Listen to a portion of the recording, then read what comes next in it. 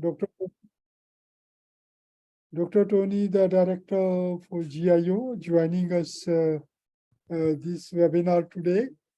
So we can see this webinar is very important, and we have Victoria, country coordinator from New Zealand. She had gone to the trip to Antarctica, and we requested her to give a webinar to us, and then she agreed. I'm thankful to her for this, and then I'm sure we are going to see some very good and rare pictures on this trip to Antarctica. Just I would like to mention here that we had our regional meeting and the first workshop of the capacity building project, which was in Hanoi, and that both the events were great, and we had a wonderful experience. And the chief, the local host, I want to thank for all the help which Globe Vietnam and the local organizations gave to us, and that was quite a great event. The second part of the workshop we plan to have at the Globe Annual Conference. As all of you know that the Globe Annual Conference is in July, starting from 15 to 21. And we are requesting GIO to give us a slot for 2 days to organize our training. And I'm happy that GIO has agreed and trying to help us in our activities. And we will be sending the invitations to the active members from the Pacific, those who have been doing some activities, because GIO wants us to see the result for the money which we are spending. It is not like a free trip for somebody. And I hope if I'm wrong that Tony may clear me, so that those who are active and don't need have any hassle for the visa, we will be sending the invitations and arrange for their travel accommodation and the registration as per the guidelines of GIO. Okay, may I like to, before I request Victoria, may I request Tony to say a few words to us? Tony?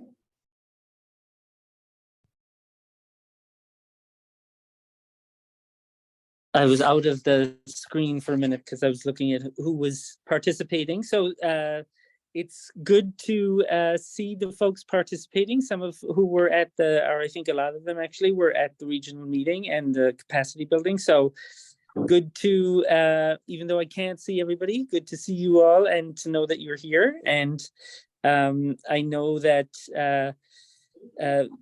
Victoria will give a great presentation. Antarctica is someplace I've always wanted to go, and I hope that she'll take us there virtually tonight and let us know what it's all about. So, and then also we are working with Desh on the next workshop and so on, and trying to hold it in conjunction with the annual meeting. So, but I'm going to hand it back to you, Desh.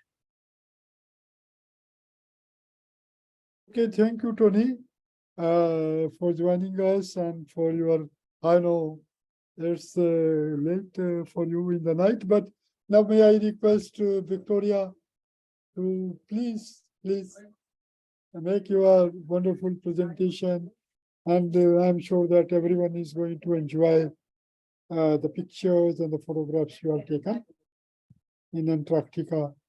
So to Victoria. Thank you, Desh. Thank you, Tony. Are you able to let me share my screen, Desh? Would that be all right? Saying that I can't at the moment. Hi, Vic, try again. I think it will work now. Mm-hmm.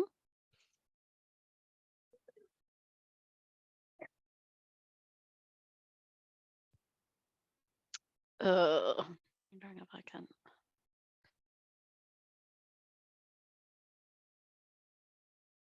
Right, can you all see what see the presentation? Yes, yeah. Yeah, okay. Is it just coming up as the presentation, or are you seeing the slides? The slides. Yeah, the slides, not the full presentation. Cool.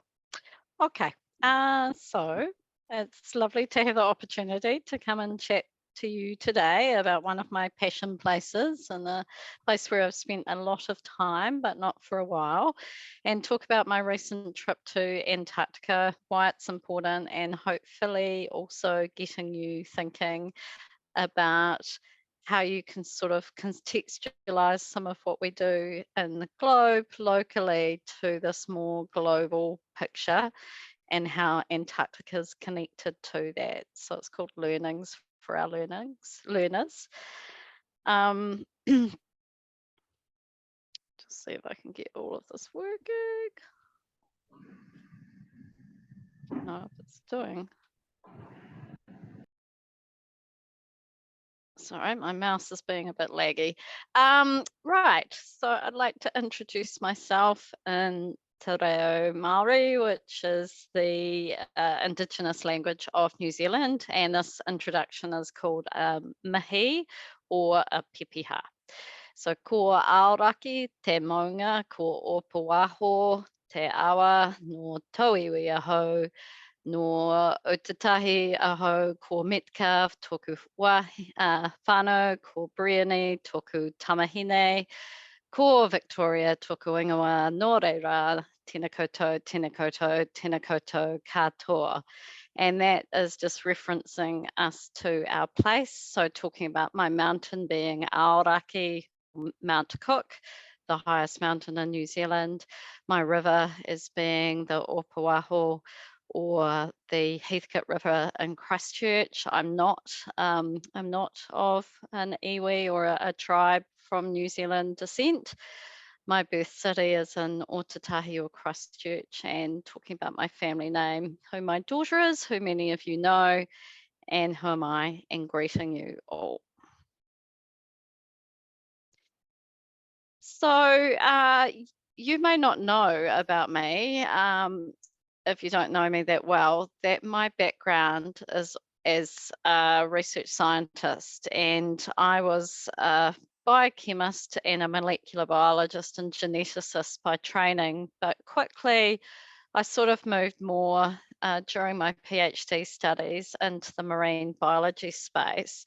And for all the years I was a scientist and an academic, that's a lot of what I was doing, as well as looking at some New Zealand marine and aquaculture species as well. And so how did I first get to go to Antarctica? Well, when I was doing my PhD studies, I was mainly working on the blood and looking at a particular protein in the blood that acts like a taxi. We have it, and everything that has a backbone, so a vertebrate, is also meant to have this protein called albumin. And if you've ever been sick, that's when they take a blood test from your body. A lot of one of the measures that they're looking at is your albumin and what's happening, how much there is of it. So it's an important protein. It carries things around your body. And I was tracing how it had evolved over time in a New Zealand native species called the tuatara. And that's a really unusual reptile. It's not a lizard, it's not a crocodile, it's not an alligator. It is its own branch of the reptile tree that's distinct from everything else, and they predate the dinosaurs, and so they're pretty ancient reptiles. And my supervisors didn't know me before I started my PhD, and our samples of this reptile were very, very special and irreplaceable. And so they wanted me to practice my techniques on something. And whilst I was in a medical laboratory, and whilst we could study it in humans very readily, that wouldn't be so interesting. So they thought it would be a good idea to practice my techniques on some other animals before they let me have the samples of the precious reptile. And so along the way, we started studying all sorts of different animals and some fish. And every single animal that we looked at, it was really interesting for their albumin, and it wasn't the same as it is in us. And so eventually, after quite a couple of years of my study, one of my old university lecturers contacted me, having heard I was doing this work, and his research was in Antarctic fish, and he offered me a a blood sample from an Antarctic toothfish, which is the animal on the left, not the Victoria? human. Hello. Yes. I think the slides are not changing, and it's also not on the slide presentation mode.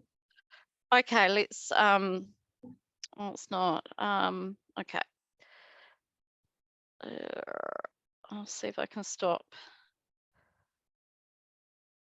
It's okay. I think I need to bear with.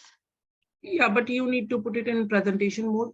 We are seeing your other slides on the left side of the screen as well. Okay. All right. I'm going to pause the share while I work this out. Thanks, Hannah. Go to slideshow.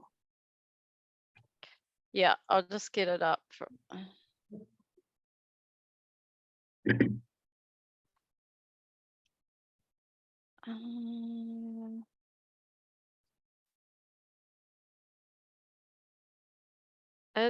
Yeah, I don't know how to do that differently. Sorry. Share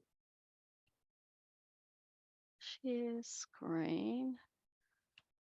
This one.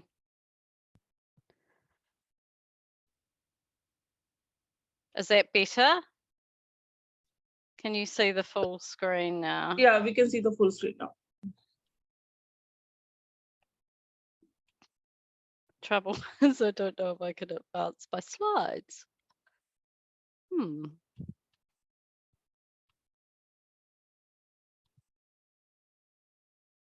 Full screen? Yeah, full screen, yes. Yeah. Okay.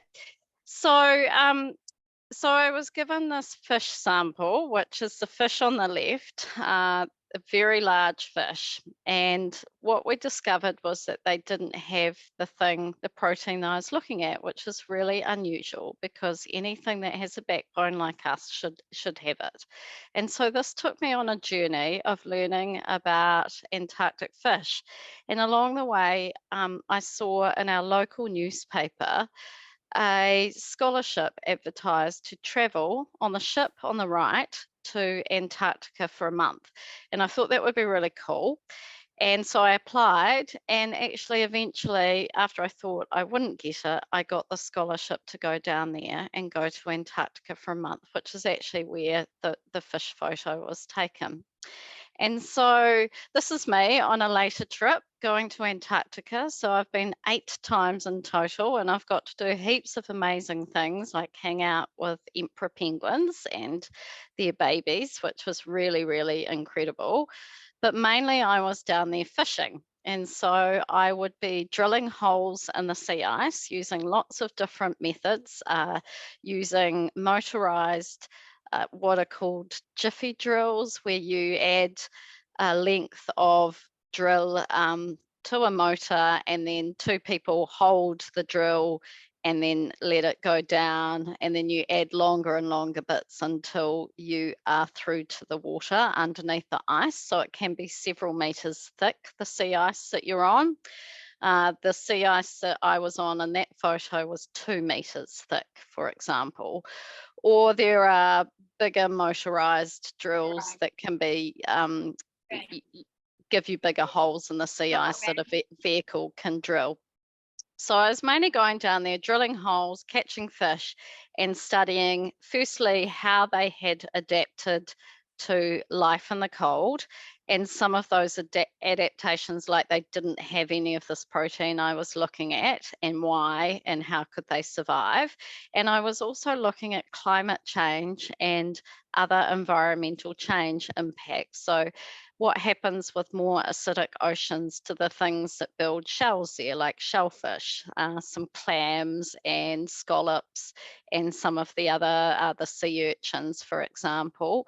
What happens when there's pollution in the water? How does it impact on the fish and how they reproduce or their metabolism, those kind of things, and also working out how what seals eat down there, for example. So why do people like myself like going to Antarctica, aside from the fact it's a really beautiful place to be and pretty different to anything else on Earth? Well, it is because it's a really important continent. And so I know that we all think that our place that we live is very important in terms of world health, planet health, and it is. But Antarctica is even more special because it literally maintains the health of our planet. So it helps contribute to how well your environment is doing where you live. So our weather systems are all linked to Antarctica in some way, shape, or form. It's a driver of weather around the planet. Our ocean currents all actually originate from Antarctica, and then they flow to different oceans around the world. Our sea level that we have where we live is completely linked to how much sea ice and glaciers there are in Antarctica. And Antarctica is also the site of one of the world's, or it is the biggest productivity zone in the world in terms of phytoplankton, so primary productivity. And so as such, in a way, all our ecosystems can be linked back to this food web in Antarctica. So one of the things that makes Antarctica so special and separates Antarctica from everywhere else is the Southern Ocean. And it is actually now an ocean in its own right. Originally, it wasn't classified as its own thing, but now it's recognized as the southern part of three oceans, the Pacific, Indian, and Atlantic, and it makes up 10% of the world's oceans, but in many ways, it's the most important 10%. The Southern Ocean's only been around on the planet for about 25 to 30 million years ago.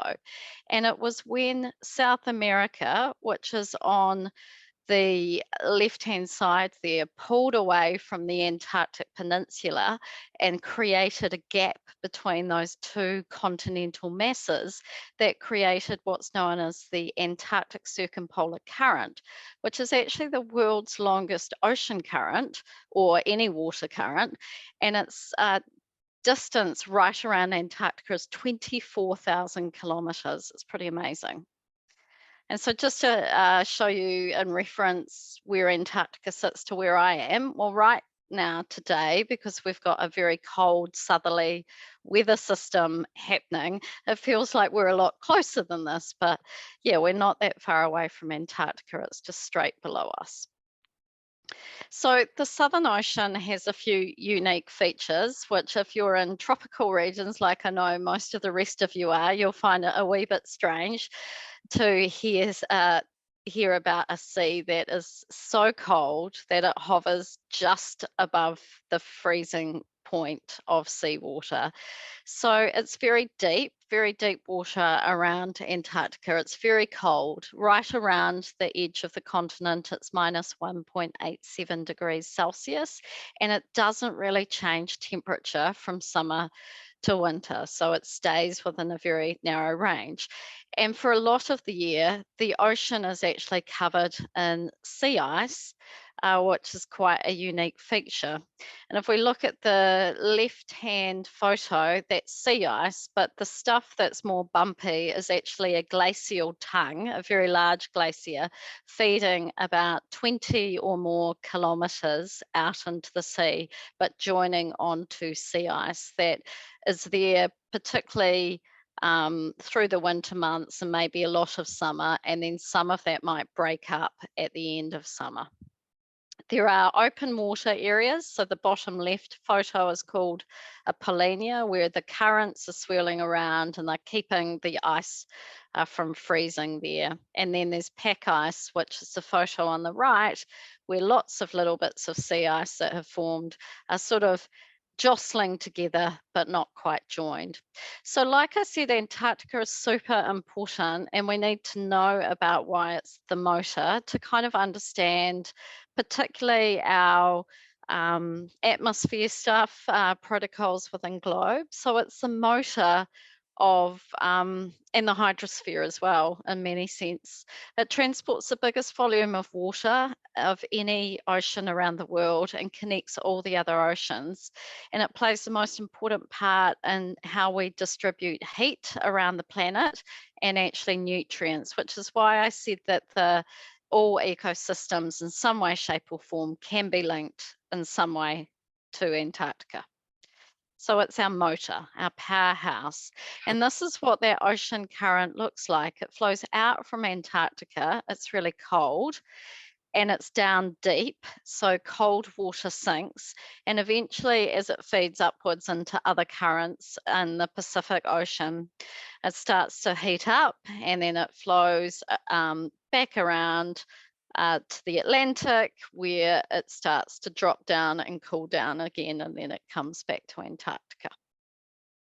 So why, again, another reminder, apart from those geophysical characteristics about why study Antarctica if you're thinking about the biosphere.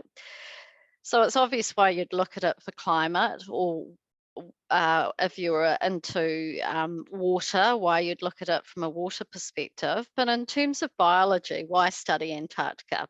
So I love this quote from a book called A History of Antarctic Science. It says, however, while it's true that the geophysical and meteorological situations which Antarctica presents are unparalleled anywhere else, and that its living organisms are remarkable in their successful adaptation to some of the most extreme conditions found on the planet, the same scientific laws appear to operate in Antarctica as anywhere else.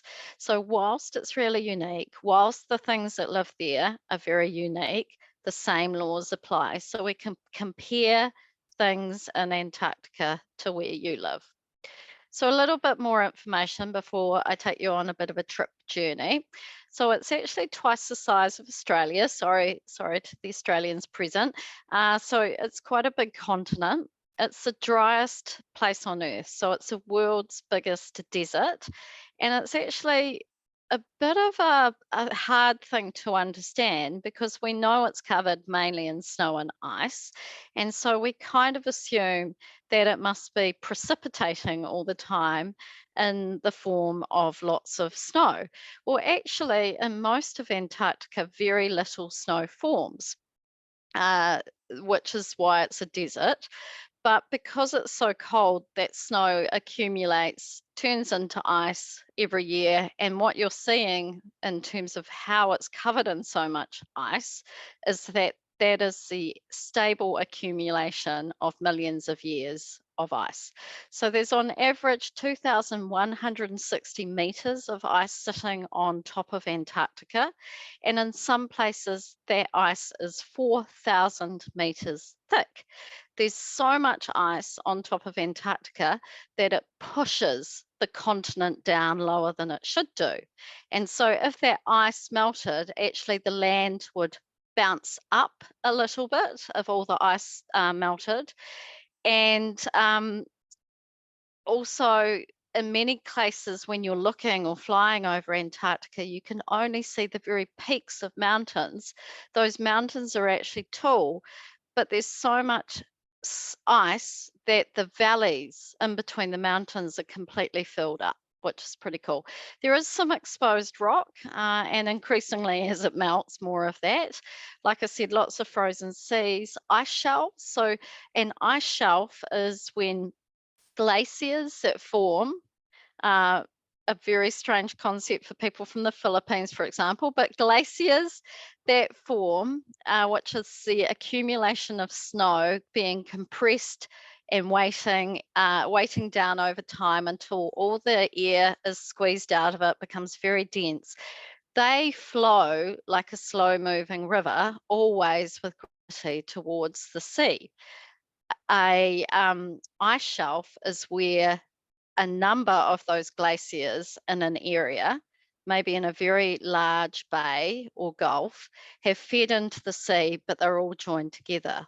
They can be several hundred meters thick of ice that's floating, but joined to the land as a continuing, slow moving frozen river on top of the sea.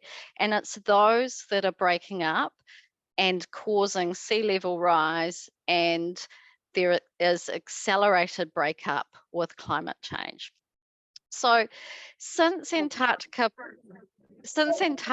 pulled apart from South America and started that current moving around it, which actually caused the cooling to happen around Antarctica, so about 20 million years or less, with a bit of up and down of cold temperatures there, it has been relatively stably cold. Not completely accurate, but good enough. And since then, some very unique plants and animals have adapted to that environment. So this is the ship that we were on, and it is quite large. It had 1,900 passengers on board and 700 crew, 700 crew. So a really, really big vessel. We did not land. So anything we did from the ship. And that's because of the size of the ship and the environmental protocols around that. I was a lecturer on board, and it was a real privilege, again, to get back to Antarctica for me, but also for the guests. I hope they know what a privilege it was for them to go there. This is the other person that I lectured with. He also comes from New Zealand. I didn't know him beforehand, but he works at the Department of Conservation and Health and Safety, and had previously been an observer, a government observer on trips to a couple of trips to Antarctica. His name is Harry Ma. And this is where we were lecturing. So the main stage was 700 people or so watching, and also another 200 maybe watching in some other venues at the same time. So we had to give 6 lectures. I was talking about all things biology and threats to the ecosystem and about climate change. And we also did 5 days of all-day commentary, which could be listened to anywhere on the ship, including in your cabin. So I was on a mic like this on and off all day. And we did 4 recap lectures of what we'd seen the day before and explaining things a bit more, and a bit more than that. And anywhere we went, we had people asking us questions. So it was very intensive, but a really great way to teach a lot of people who were really interested a huge amount of information about the biosphere, the atmosphere, the hydrosphere, even about the pedosphere, because I talked a lot about penguin soil, penguin poo soil, which is actually orthogenogenic soil. And some of you have probably never seen the penguin soil, which comes from thousands of layers of penguin poo that is then turned into a soil, but it has a specific name. And I got to take my daughter, who many of you know, Brittany. And so this is me in action, or people listening up the top in another space as well. And they would come and ask us questions when we were doing live commentary. So it was pretty busy. And we were in the program that was delivered to everyone's cabin every day so they could see what was happening the next day. So certainly got to be well known. That was with some of the entertainment crew who looked after us. And apart from, we started in Buenos Aires and we finished in Punta Arenas in Chile. And so apart from those bits around South America, this is where we travelled. We unfortunately couldn't land at the Falkland Islands due to weather, sea conditions, but we made it to everywhere else, which is pretty cool. So we're right up the top of it, the Antarctic Peninsula, just exploring quite a few of the zones here. And I want to show you and tell you some stories about what it was like. So firstly, we came to a place called Elephant Island. Is there anyone here that's read about Shackleton? Ernest Shackleton, the polar explorer. If you have, then you will probably know the story. So Shackleton missed out on getting to the South Pole, and he was trying to do something else. He was trying to be, this was about 1914, he was trying to be the first, take some men and be the first person to cross all the way across Antarctica.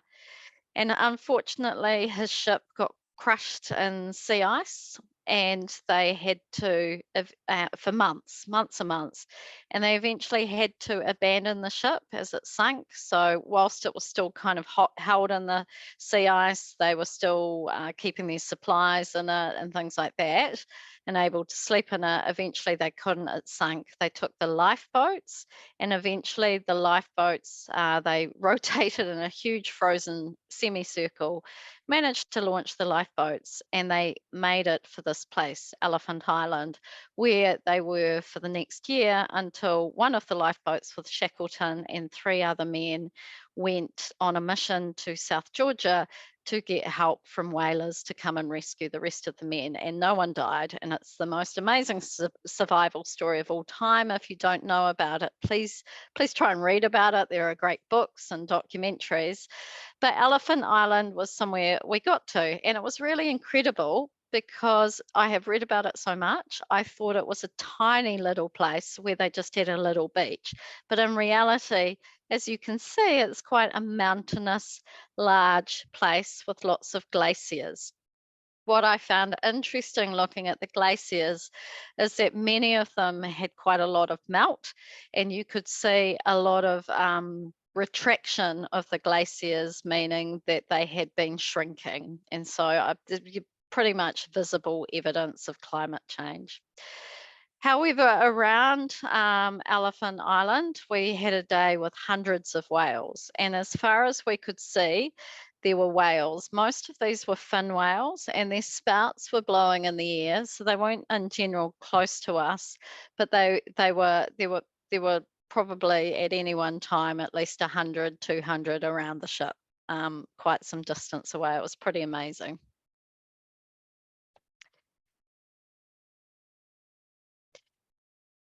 And then we got down a wee bit further south, we saw a lot of icebergs. And this was a really good opportunity for me to talk about different kinds of ice and their origins, and to start to tell the story about ice that forms on land and forms glaciers, and either feeds out into the sea as an ice shelf or an ice tongue. And then those eventually break off the ends and they form the icebergs that you see at the top left. So if it's come from an ice shelf, this is called a tabular iceberg. It's very flat on top, so you can tell them from different icebergs. A glacier, a single glacier, if it's feeding into the sea, may be a lot rougher in texture. Eventually that ice, that's fresh water in an iceberg, gets tumbled around and the iceberg breaks up. And it breaks into some of those other shapes there. It gets turned around. You can see the underneath. The shots on the right are all glaciers feeding directly into the sea, and you can kind of see the structure of those, the layers within the ice of different sediment that's come in, or rocks over time. So that can be used to tell a bit of a history of what's happened in that area. And the bottom right shows an island, Rosamel Island, and lots of the passengers wanted to know why that island had no ice on it.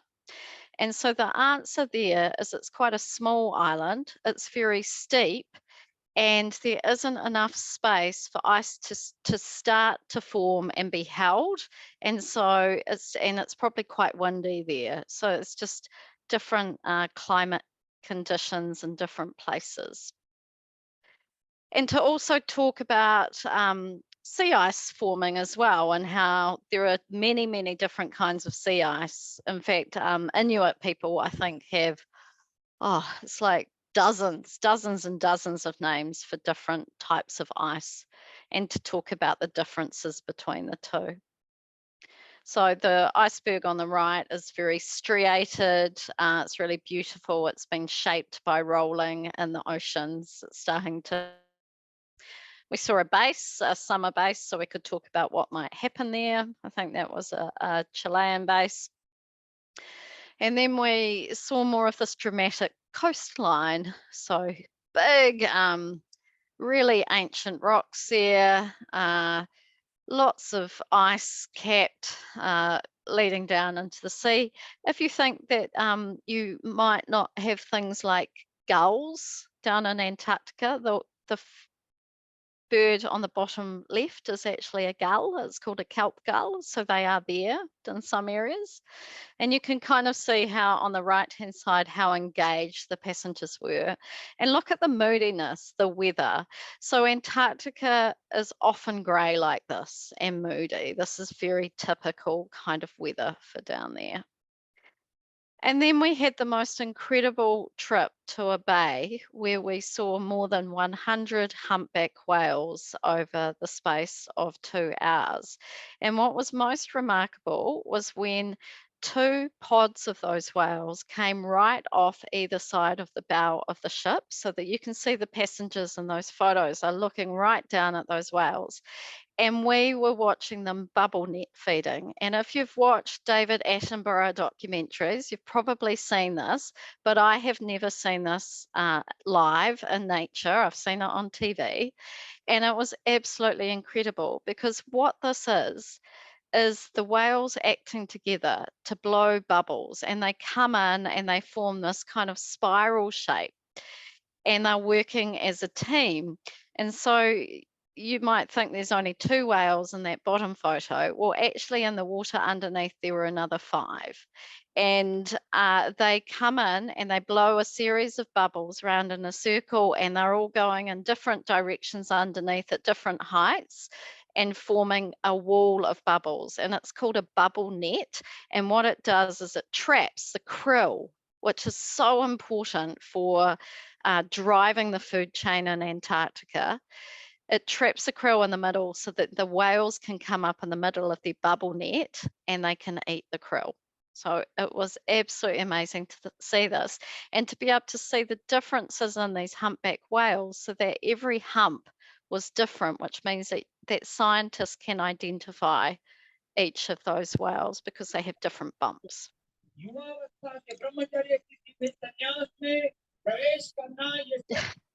A lot of excitement happening there. And you can also, they have a different pattern of bumps around the head as well, which can also be used to identify them. So this was one of the most amazing things I have ever seen in my life. And I don't know, I hope the passengers know how lucky they were. Whales, these whales will also in Antarctic waters form a layer of like algae growing on their skin, particularly underneath their tail, and that's why the tail of the one there is a bit brown and can be used to ID them too. And you can see some of the patterns on their tails, which can also be used to identify individual whales. We managed to see, because it was getting late in the season's kind of changing and the onset of the beginning of winter in Antarctica, even though it was February. This was because the sea ice was starting to freeze.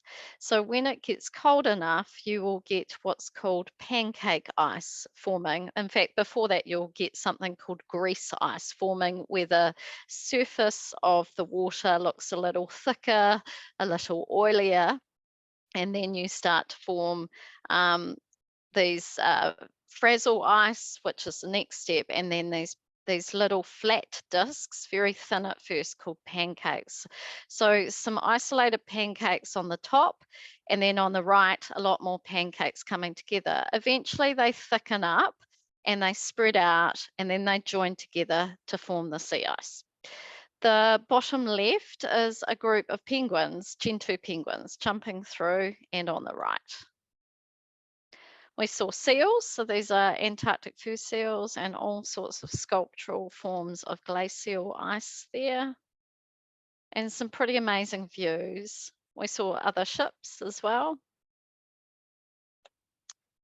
And some incredible mountains with these big cornices on top, these layers of ice. Very, very steep. And this classic, really low stratus cloud. So for anyone that uses the Cloud Observer app, it would be fun. I couldn't have done that in Antarctica because no internet, but it would be fun to capture photos and upload them into the Globe Observer app. I thought you might find this one a wee bit interesting. This is a pink color on ice, and I don't know if you've got any ideas what it is, but it is actually a form of algae living on the ice.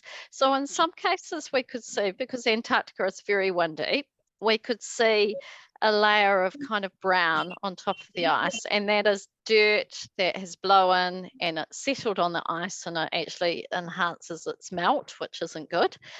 In this case, this is actually a living algae, and this happens near penguin colonies, that some of the waste, the penguin poo will blow onto the ice. It contains some of this algae, and then the algae grows in the ice and is a pink color. I've read that with climate change, this is going to be more problematic because where it's pink, it doesn't reflect as much, which means it absorbs more of the sunlight, which means it then melts faster. So again, this is a problem with climate change. There are some plants in parts of Antarctica, and of course there's a big risk of unwanted plants and animals getting there too. So there's a couple of species of grasses or spear grasses, and then the main plant life is this moss. So there's some moss species. There's the odd insect. So if you're into looking at what's in soil, there's nematode worms, there's tardigrades, and there's springtails are the only living kind of insect type life. Some of those aren't insects. And there's lichens, like these orange lichens on the rocks. And this is a penguin colony. So I talked a lot to my passengers about how penguins swim and how amazingly adapted they are to their environment, but they're also really incredible swimmers. They actually use trapped air bubbles in their feathers to help propel them out of the water. And we saw some incredible cathedral icebergs. A bit of geological history here. You can see the layers in the rock show it, and you know, a geologist would be able to look at that and tell a lot about the history of that area. And we had some orca, some killer whales as well around the ship one day. And this was quite interesting because there's 5 different types that live in Antarctica, and they all have slightly different patterns. And so we could identify which type this was. This one had a damaged fin, which most likely came from some kind of incident with a ship, unfortunately. And further south, we went to a place called the Lemaire Channel and the Newmire Channel, which is super, super famous, where a lot of the photos from Antarctica are taken. You can probably see why looking at these images. Just absolutely jaw-dropping mountains and glaciers and scenery. And that was very close to this place where I spent a winter season 22 years ago. I shouldn't show my age. This is Palmer Station. So for Tony, this is where you could go. This is the US, one of their research bases, one of their 3 bases in Antarctica. It's the smallest one. It's pretty cute. I like it. I had a great time there 22 years ago. I know I was there this time in summer, in winter 22 years ago. When I looked at the glacier around the station, what I found was really interesting. Hard to compare different seasons, but it looked to me like it had clearly retreated. And so that made me quite sad that you were seeing some visible impacts of climate change down there.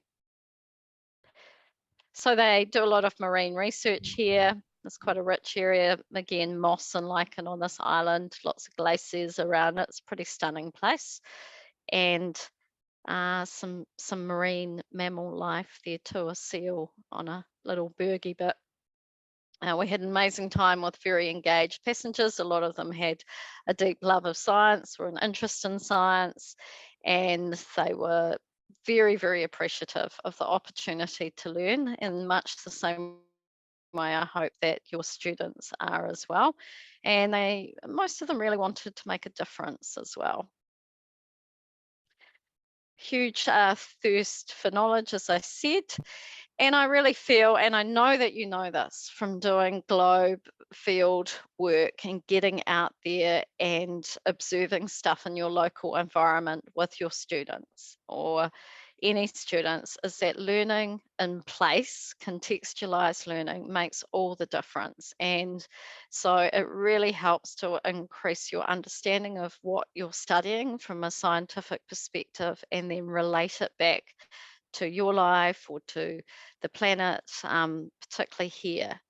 And they loved all my personal stories of my history down there, you know, my adventures, all the things I had seen. So for them, they told me that they really appreciated me telling those stories of my experiences. And so I just encourage anyone when they're teaching kids to do that too, kids and adults, same. And you can see how many people were out and engaging outside. Not everyone though, some people were asleep in their deck chairs inside next to the pool on their Kindle, not looking at the view whatsoever or knitting a jersey, and that always blew me away. My daughter made some friends on board. We of course made lots of friends. You always had to pitch it. There weren't many kids, mainly adults, mainly older adults, but whoever you're speaking to, always pitch it about these guys' level. That's what works for everyone. The crew loved listening to us as well and learning from us. And many of the crew said that they listened to us all day in their cabins when they weren't working, which is pretty cool. And you've got to be a bit silly. So one takeaway message I want you to remember is that often people confuse the Arctic with the Antarctic and talk about polar bears being with penguins, but penguins and polar bears are never found together because polar bears live here, penguins live down the bottom. So unless you're a polar bear iceberg shape, in which case you may end up with a penguin on top of you, but that would be the exception, not the rule. In general, they're not found together. For me, it was also really important to show my culture on board. And again, I think this is something I really want to convey to anyone that's working with kids on Globe, is that linking to our Indigenous stories, our Indigenous language, our First Nations language, our First Nations peoples, bringing in those perspectives is really important. I used a lot of Maori language throughout and tried to teach them words in Maori that were relevant to what we were seeing. And I had to listen. So when we're teaching, we also have to listen. And in New Zealand Maori, that concept is called ako, to teach and to learn. They are one and the same thing. And you should always be learning whilst you're teaching.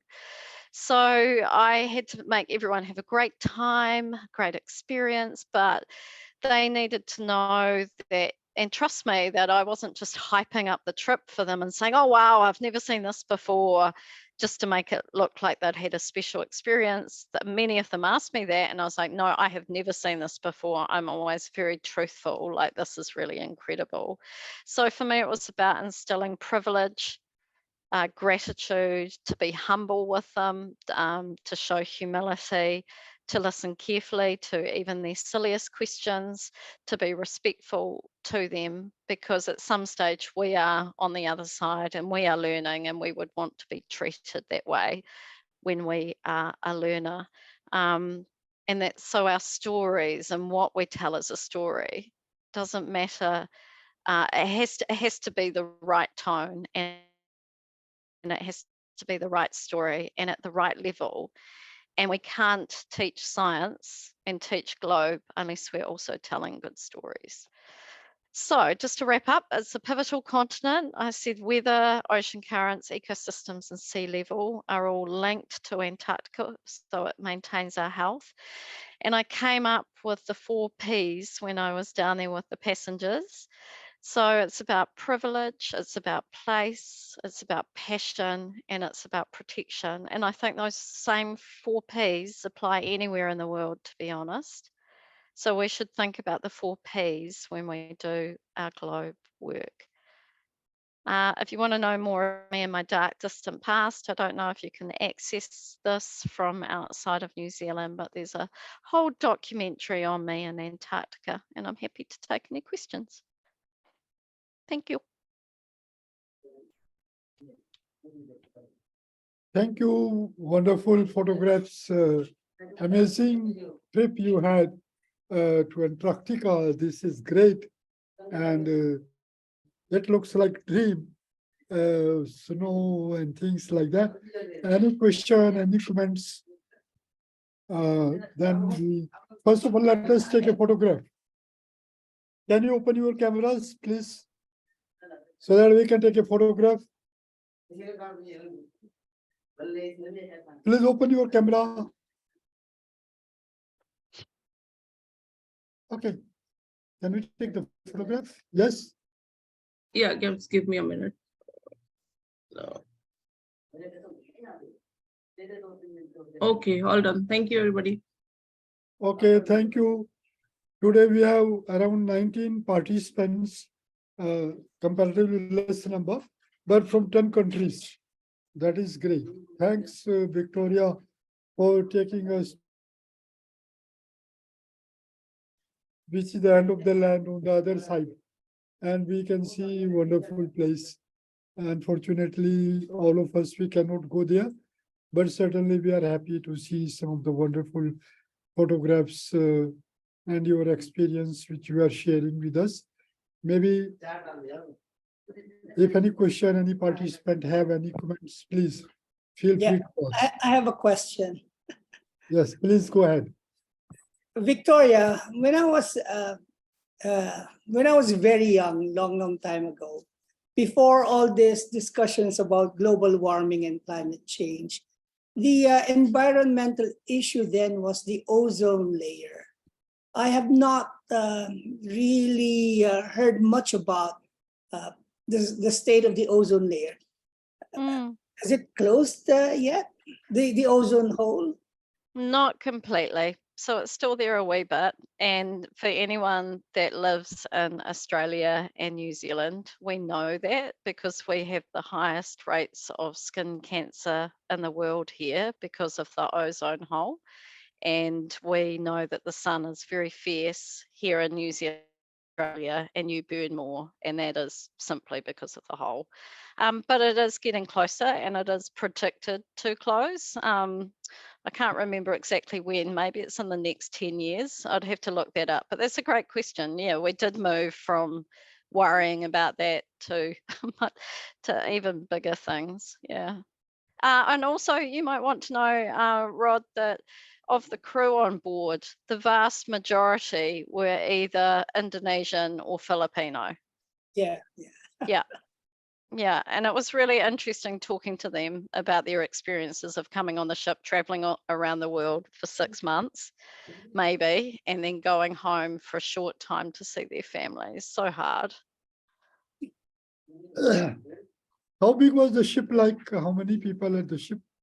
So 1,900 passengers and 600 to 700 crew.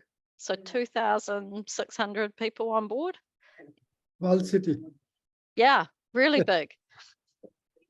Okay. But beautifully done, and the food was amazing. Oh. And how expensive the ship was? Like, if somebody wants to take a trip, how much?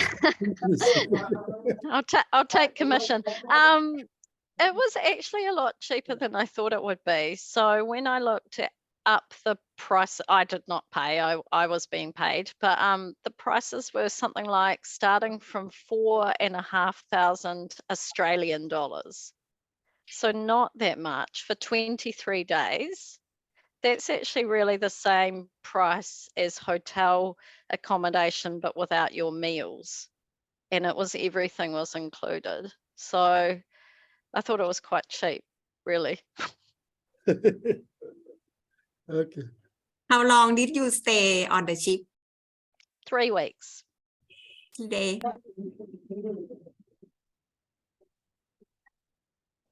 Okay. Victoria, I have another question. You mentioned you've been to Antarctica 8 times, yeah? Mhm. Have you actually seen significant changes in terms of ice mass in Antarctica? Because if you're going to refer to literature, there are conflicting reports whether or not there is indeed a decreasing or increasing in ice mass in Antarctica. But you personally, have you seen any significant difference in terms of ice mass in Antarctica? Yeah, I think that the literature is pretty clear now that there is really big melt in areas where you would expect it to decrease. Most of my seasons were spent in the Ross Sea, which is kind of one of those places where, because of the Ross ice shelf, there hasn't been much visible change. And I last went to that area more than 13 years ago. So I think it might be slightly different now, but that was quite a stable environment. And so you would need to go repeatedly to some of the areas on the western side of the Antarctic Peninsula to really see that obvious change.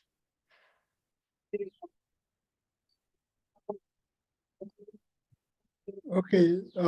Any comment, Bill? Bill, you have any comment? He has a comment. I should say too that they have found microplastics in Antarctica. They're definitely in the snow and the ice. They're in the water and they're floating around in the atmosphere, so above Antarctica. So there is pollution prevalent down there too. The only comment I have, and it's perhaps a story for another day, is once canoeing off the south coast of Australia, off Granite Island, and obviously it's not as cold as New Zealand, but there's nothing between Granite Island and Antarctica, so it just get a bit wild out there, and we actually have to be rescued by the Coast Guard. Yeah. And that was an organised trip. And apparently the white pointers or the great white sharks accumulate in that region as well. So it was a relief to get picked up and carried out of the water. Yeah, That story is for another day. That is a relief, Bill. Yes. I'm pleased you're with us. The good news is if you were canoeing in Antarctica, there's no sharks there. So you'd be safe from the white pointers down in Antarctica. Yeah, look, what about the killer whales? Because they've got a sort of, I don't know, mixed reports on their interaction with humans, don't they? The orca. Oh, no, they're fine. They've never killed a human in the wild, not once. Okay. Yeah. I still wouldn't like to come face to face with one. Cliff, you have any comment? Cliff? Cliff is from Micronesia. He was in hospital. He's back. I'm happy. Any comment from Cliff? No? Okay. Roll. Any comment from Thailand? Simon, Siri, or anyone? Kendall, you have any comment? Yogenda? Thank you for your Okay. presentation, Victoria. It's a very amazing presentation, especially the picture that you. It's a very interesting place to visit. Thank you. Siri. And any comment from Yogenda? Thank you, Des. I think Victoria has presented very well information about Antarctica. So I think this is my first time to looking at those pictures. So it's very interesting and fruitful for me to understand how it's there. So I say only that it's a quite learning for me. Thank you. Victoria, can we have a globe star on this, your visit and this on Antarctica? Yeah, I can write one if that's of value. If Yeah. that's of value to Globe Star. Yes. Sure. Yeah. You have the link, otherwise we can send you the link, and please try to develop a globe star so that we can share with this wider the wider community.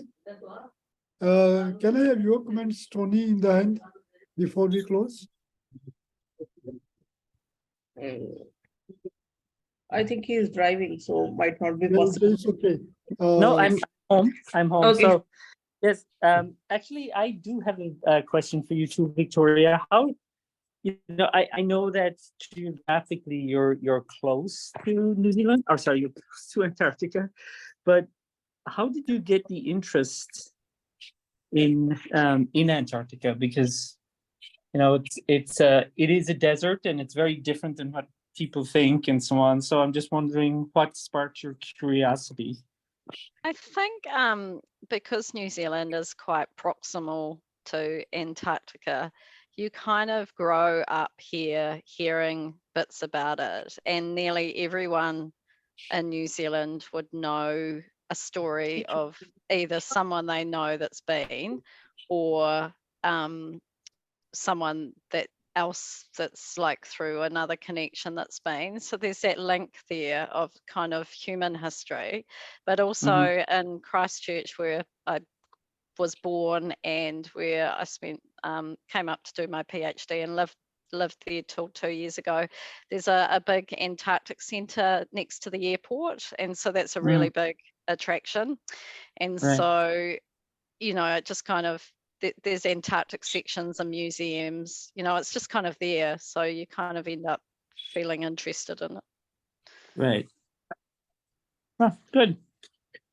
All right. Well, thank you for the presentation, and it was great to hear it. And you made me jealous with some of those images as well of seeing the wildlife and the whales and so on. And it's just like a beautiful place. So, and I have actually thought about going to Palmer Station. Good. Yeah, but not right now. Ah. But maybe in the future. But yeah. So it was good to see an image of that as well. So thank you, and I hope to see you in Denver. Same here. Sounds good. Yep. Thanks, Tony, for joining us today. We have participants from 10 countries, but around 19 participants, not very many today. The students have not joined, but this is wonderful, and we are going to have a globe star on this. Then we can really have this to the wider reach to the globe community. And sometimes we can have expedition to Antarctica. Maybe that'd be great. Great idea. And then this is really wonderful, because you can, if you have this end of Maldives, Adu Island, between Adu Island and Antarctica, there is no land. This is all water. Right. Water. And I was joking with the Rifat in Adu that why don't you jump somebody from Adu to Antarctica? Because there is no land in between. It's the whole water. It's really wonderful. If you feel different feeling to be on the other side of the equator. So that is how things happen. This earth is very beautiful. The planet is wonderful. We are destroying it, not protecting. So we can protect it, and then the beautiful planet which we have, the only planet which has life. So this wonderful thanks, Victoria, for taking us to Antarctica, to the wonderful photographs. And then our next webinar we are going to have sometimes in maybe second week of April, and where we are going to discuss with you the findings of our Israel meeting and also the capacity building project workshop which we had in Hanoi. And also we will share our experiences with everyone, and also provide some details on the global conference. Soon the registration is going to be open. Yep. And I'm sure that GIO is going to help us with some registration for the participants from our AP region. Is Tony correct? Yes. Yes. Because I'm getting some. But it will be a small number, and it's so it'll be very important to keep your eyes open and peeled for the announcement to avail of it. So Because I'm getting quite a number of requests. Quite a number of requests from the participants for the registration waiver, and certainly we will be quite a good number there, and also we will have our workshop, and this will be a great opportunity for all our participants to meet not only the trainers from our region, but trainers from other regions, and also to meet quite a lot of a variety of people from different part of the globe and the globe community. That will be wonderful experience. Appreciate suggestion which Tony gave us in Hanoi, and that is really great. And we are working with the budget, although we have a limited budget, but I'm pushing GIO to provide us some money and see that how we can get success. I hope some indication is there that we get our money back. So if there is any comments or any question, any suggestion, please feel free. Before we really end the meeting, anyone wants to make any comment, any suggestion, please feel free. It's like an open house. This webinar has helped us quite a lot to keep us connected.